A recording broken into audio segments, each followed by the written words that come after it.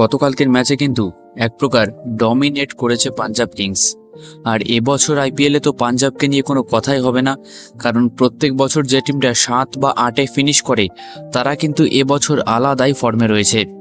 বলতে পারো যারা ব্যাক বেঞ্চার তারা কিন্তু এবছর টপার্স হয়ে গেছে, মানে যারা লাস্টে শেষ করে পয়েন্ট টেবিলে তারা কিন্তু এবছর টপে রয়েছে।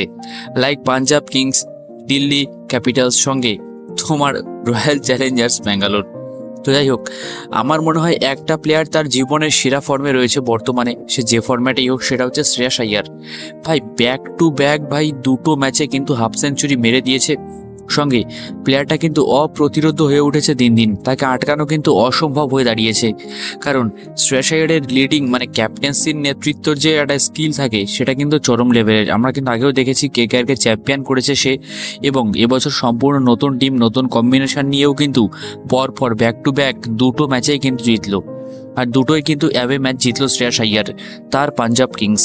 সুতরাং টিমটা কিন্তু এই মুহূর্তে ডমিনেট করেছে চলেছে আইপিএল 2025-এ ইতিমধ্যেই।